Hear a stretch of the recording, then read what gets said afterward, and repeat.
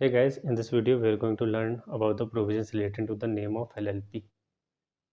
Okay, so ये provision है और ये मैंने नोट्स ऑलरेडी डिस्क्रिप्शन बॉक्स में प्लेस कर दिया है, बेसिकली ये वाले भी।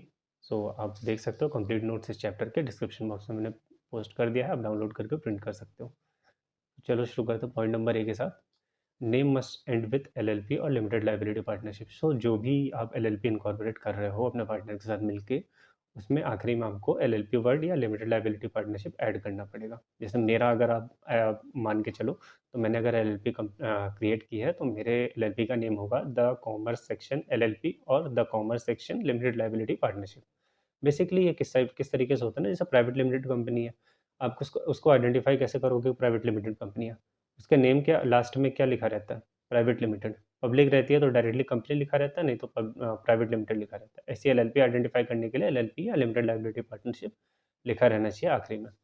पॉइंट नंबर बी में, no name shall be registered by a name which is undesirable और आइडेंटिकल और resemblance to other name in the opinion of central government. तो सेंट्रल गवर्नमेंट के ओपिनियन में अगर आपके नेम आपने जो प्रपोज नेम दिया है अपने एलएलपी का, अगर वो आइडेंटिकल है या रिजेंबल करता है किसी और नेम के साथ, तो आप उसको अपने एलएलपी के नेम की तरह यूज़ नहीं कर सकते। अनडिजायरेबल भी नहीं होना चाहिए, ठीक है।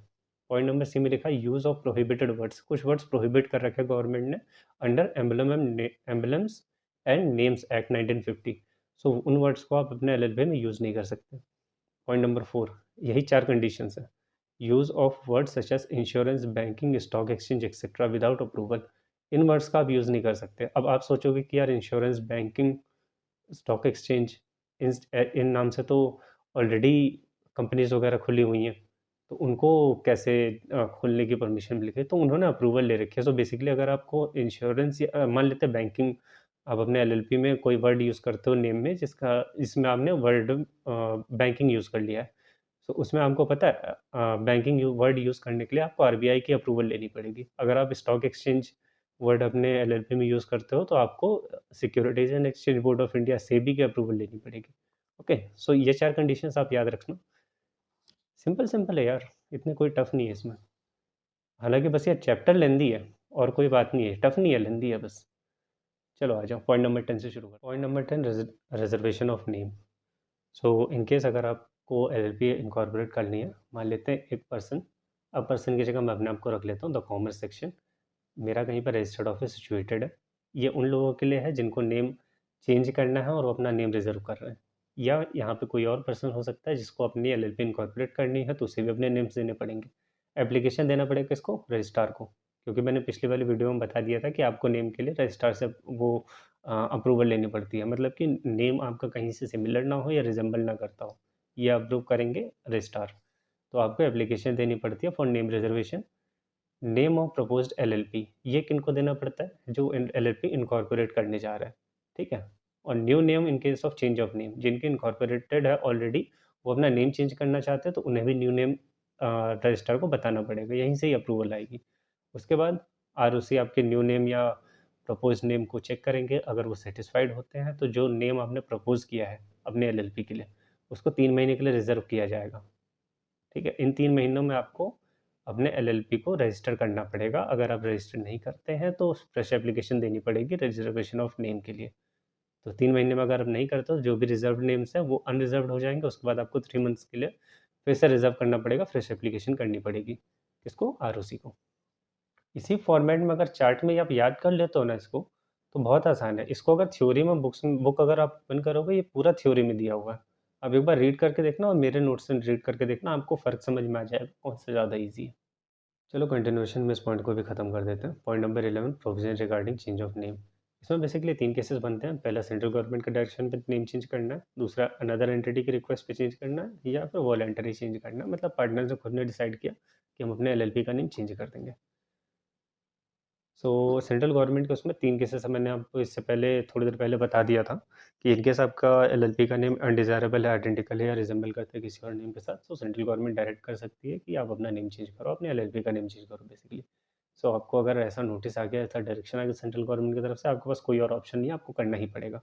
सो अगर इसके रिगार्डिंग कोई प्रोसीजर दिया गया है एलएलपी एग्रीमेंट में, तब तो वो प्रोसीजर फॉलो करना पड़ेगा आपको नेम चेंज के लिए। अगर कोई प्रोसीजर नहीं दिया गया है या ये मान सकते हैं कि एलएलपी जो एग्रीमेंट है वो साइलेंट है इस केस में।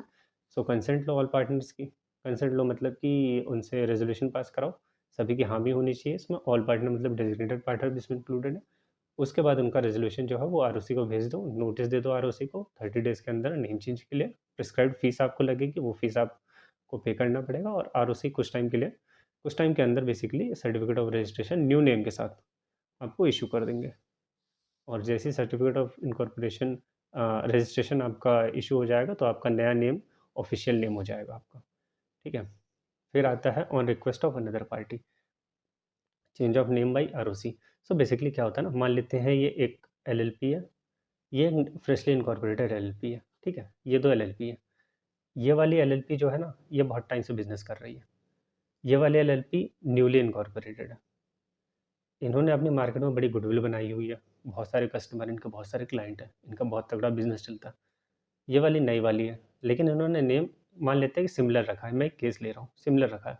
कुछ क्लाइंट रहते हैं कि जो ऐसा होता है कि कंफ्यूज होके आ, नए वाले पर्सन के पास चले जाते हैं, हालांकि उनका बिजनेस इससे है, लेकिन वो चले इसके पास जाते हैं। या आपने रेस्टोरेंट्स में देखा होगा ना, कोई पॉपुलर रेस्टोरेंट रहता है तो उसके आसपास सेम नेम से खुल जाते हैं। तो कस्टमर जो दूर से आते हैं, जिनको पता नहीं होता है, तो बाय मिस्टेक गलत वाले में चले जाते हैं, जो ओरिजिनल नहीं है, जो कॉपीकैट वाले होते हैं उनके पास चले जाते हैं। तो ऐसे केस में क्या होगा, एलएलपी में ऐसा केस में क्या होता है कि जो पुरानी वाली है वो अब एप्लीकेशन देती है आरओसी को चेंज ऑफ नेम के लिए। अगर आरओसी के पास देखो ये लिखा है, any any entity applies to ROC for change of name. ROC इन्होंने जो अपने पॉइंट्स रेज किए हैं, अगर आरओसी उससे सेटिस्फाइड है कि हाँ इनको तो नई वाली जो एंटिटी इनकॉर्पोरेट हुई है वो इस चीज़ का फ़ायदा ले रही है, और सेटिस्फाइड आरओसी सेटिस्फाइड हो जाता है, तो चेंज ऑफ नेम के लिए डायरेक्शन दे सकता है। डायरेक्ट एलएलपी तो चेंज द नेम, तो नई वाली एलएलपी जो है ना उसको चेंज करना पड़ेगा। लेकिन इसमें कंडीशन है, such application for change of name must be received by ROC within 24 months from the date of incorporation of LLP.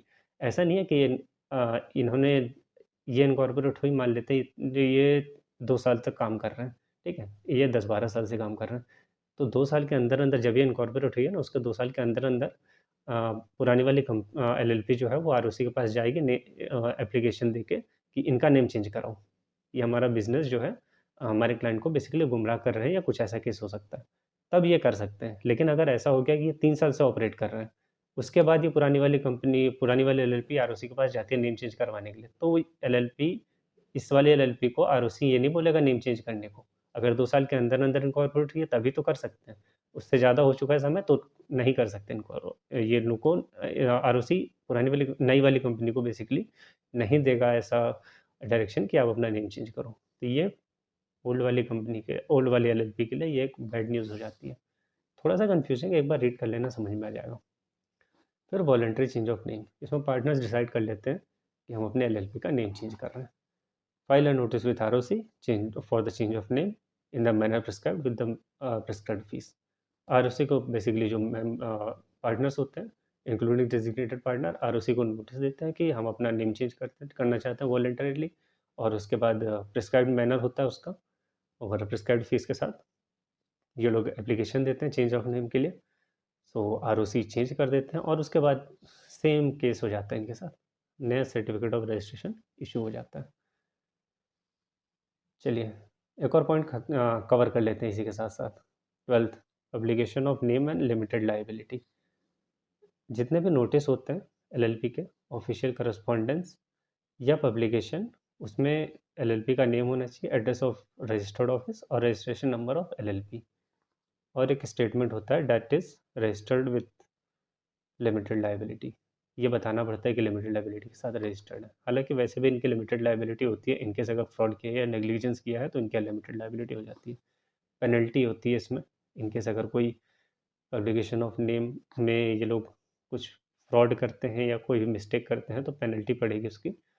Fine होता है मिनिमम 2,000 रुपये का, which can extend up to 25,000 rupees. So basically ये chapter I guess ख़त्म हो गया है। मैं एक बार अपने नोट्स चेक कर लूँगा, अगर कोई पॉइंट मिस हो गया है तो एक और वीडियो आ जाएगी, नहीं तो इसी के अंदर आपका ये वाला चैप्टर कंप्लीट हो जाता है। सो नेक्स्ट वीडियो में मैं ट्राई करूँगा कि नेक्स्ट वाला चैप्टर इसको स्टार्ट किया जाए। हालांकि मैंने नोट्स बहुत अच्छे से समझा दिए हैं, आप प्लीज़ इन नोट्स को प्रिंट आउट ले लेना आपके लिए बहुत बेनिफिशियल रहेगा। एग्जामिनेशन से कुछ टाइम पहले आप लोग पढ़ना शुरू करते हो, ये चैप्टर लेंदी लगता है और ये चैप्टर है भी थोड़ा सा टेक्निकल, लेकिन लेंदी बहुत है।